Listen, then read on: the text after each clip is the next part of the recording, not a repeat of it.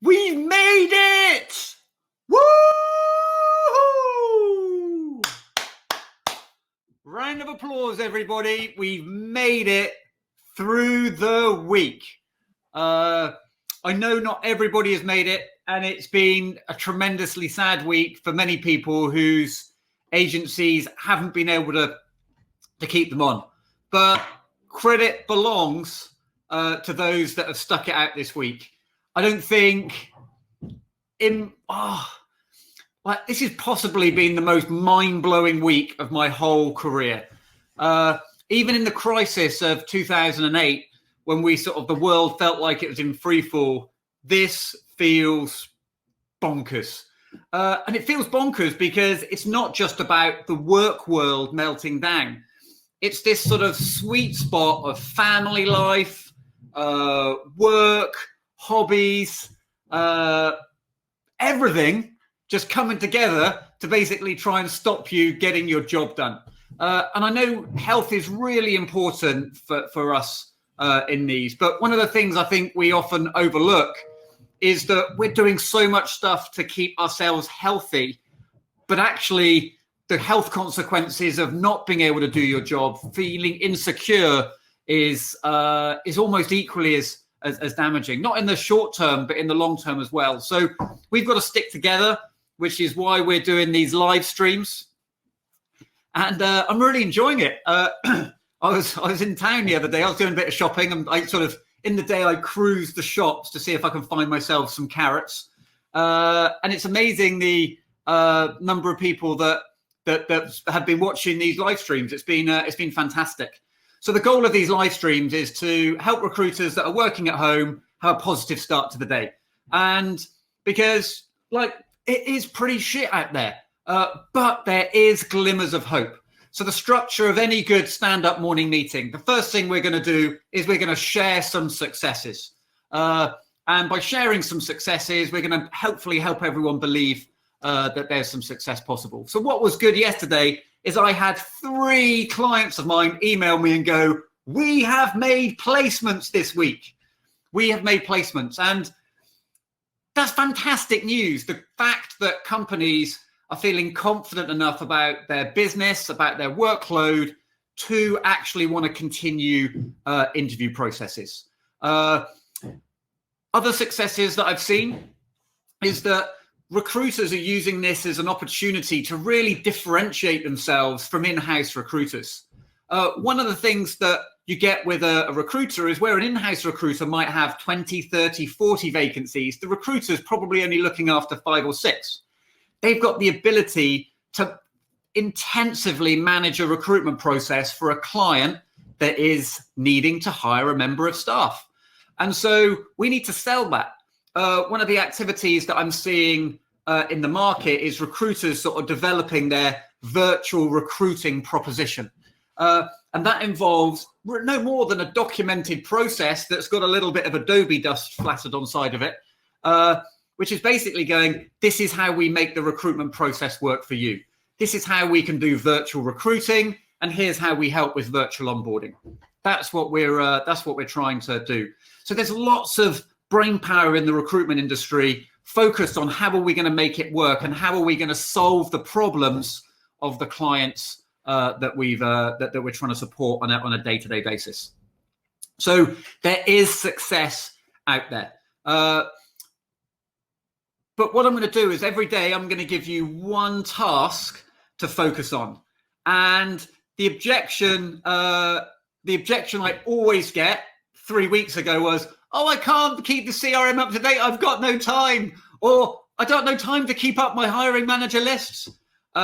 So what I'm using this time for, whilst I'm feeling financially the pain from all my training being cancelled, I know this is the opportunity to plan for the future. And the key part of your plan is having the 4 key lists that you need in your business in your CRM. That's right, in your CRM. That's what you need. And the reason you need that is because once you've got it in your CRM, your marketing team can help you. You can start to nurture relationships digitally because they're in the same place. So that's what we've got to try and focus on. And so there's 4 lists that you need in your CRM. Your challenge today is to create these lists. So the first list that I want you to put together is I want you to put together your client list. These are the names of every client that you feel would give you an opportunity if they recruited. You can expand it a bit to include every client that's given you a vacancy. My own personal definition of a current client is someone that's used me in the last 6 months. So I take a fairly aggressive line between what is a current client and what is a lapsed client. So you need to build your current client list. And this is the list of people that you need to be caring for more than anyone else in the world. Not calling and asking whether they want to interview anyone, but actually seeing what insight you can share with them. How can you help them retain their staff? How can you help them manage their team remotely? Think of as your job as an employment engagement specialist, not just a recruitment specialist, and you need to be working with these individuals. The second list that you need to create today is your target list. Your target list includes your lapsed customers. These are people that have given you business in the past, but maybe you haven't spoken to recently, or they haven't used you in the last 6 to 9 months. And I'd encourage you to watch some of the other daily stand-ups that I've done, because that's what that they'll give you some of the questions that you need to ask. If you can't access those, go into the recruiting gym and sign up for a free version of the recruiting gym that we've made available for the globe's recruiters to help you be successful. But you need your current clients. So what you're going to do is you're going to have people that have lapsed. You're going to have people that you've met.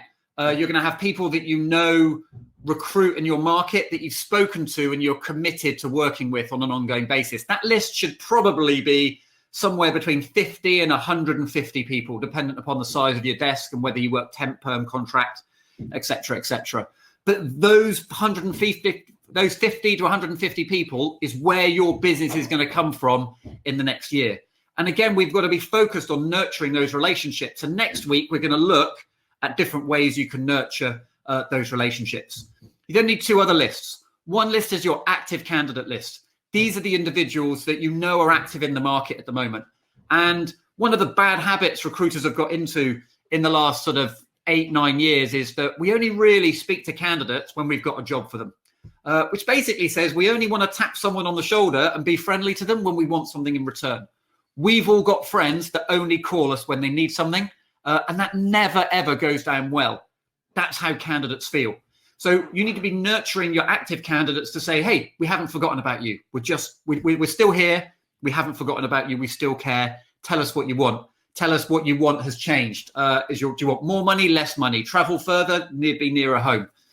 And last but not least, you need your passive candidate list. So if you work a temp desk, this is your list of candidates that you know are currently on assignment at the moment. If you're on perm, these are individuals that you know are happy in their jobs, but a little bit unsettled. This is the time to build your proactive, passive recruitment strategy. Pick 4 or 5 skill sets that you know you're going to have vacancies for, irrespective of what happens to the economy, and start finding people that are unsettled. And remember, it's not that we're like a vulture ambulance chasing. We just want to make sure they can pay their mortgages. That's the intent. That's the difference between an ambulance chaser and someone that cares.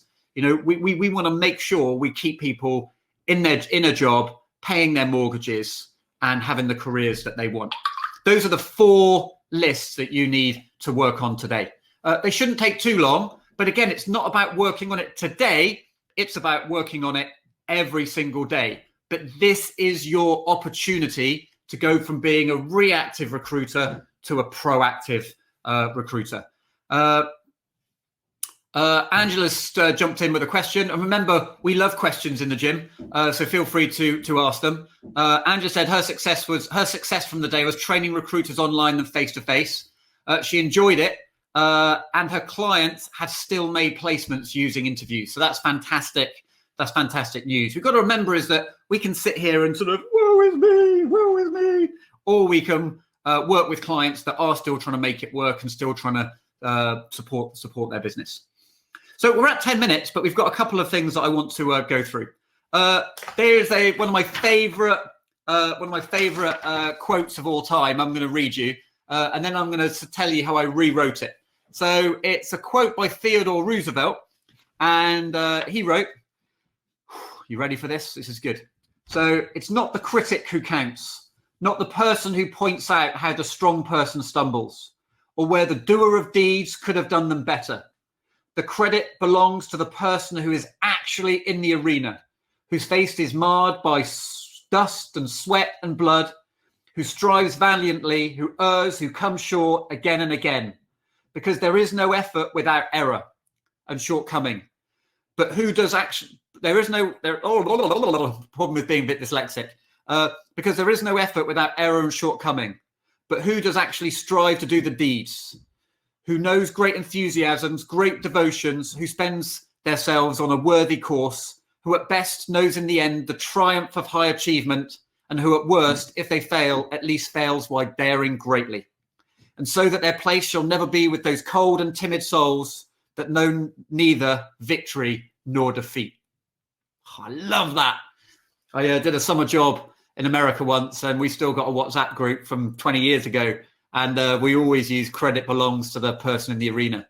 Now, I've worked on that quote today, so I'm going to give you something else. It is not the doomsayer who counts, not the person who points how the strong person stumbles, or where the doer of deeds could have done them better. The credit belongs to the person who is actually working in their kitchen, whose face is marred by toast crumbs and jam, who strives to connect a Zoom call, who tries their audio settings again and again. Because there is no effort without error and shortcoming. But who does actually strive to do the activities, who knows great enthusiasms, great devotions, who spends their time in a worthy cause, who best knows in the end the triumph of high achievement, who know at worst, if they fail, at least fail while daring greatly. So their place shall never be with those cold, timid souls who know neither victory or defeat. So to those individuals that have actually managed to make Zoom work this week, and then suddenly had to make Teams work, and then suddenly had to make Skype work, and then another random video platform that someone's wanted to chat on, credit to you, because you have learned the skills you need for the modern world. Deb's saying that Hinterview are current. Oh, here's a good one. Hinterview, which are a video interviewing platform, Richard McLaren down in London, they're offering free online interviewing tools for 3 months. So if you've got a team that wants to do video interviewing and have some extra features outside of Zoom, I'm sure Richard would love to hear from you. So thank you very much for that, Debs. I do have one question though that I don't have the answer for, and because we love questions in the gym. Here it is. How do I manage my workload while homeschooling a 5-year-old and simultaneously caring for a 2-year-old that destroys everything the 5-year-old does? I'm out of options because I've got a 10-year-old and 8-year-old from next week. So any suggestions on a postcard? Please join us in the recruiting gym. We've unlocked the recruiting gym. We've got 100 webinars covering all of the 360 recruitment process. We're doing these live streams every day. We want to help you succeed, and the way we're going to succeed is by helping each other. So join us in the recruiting gym. Go to recruitinggym.com, click the sign up button, go to the homepage, click sign up, and what you'll do is you'll start getting access to all the content. You'll get invited to other webinars. So we did another webinar on managing your own stress levels whilst at home. So we're doing everything we can to help you. So fantastic for making it through this week. Live long and prosper. Nanu, nanu. We'll see you all soon next week. Take care now. Bye.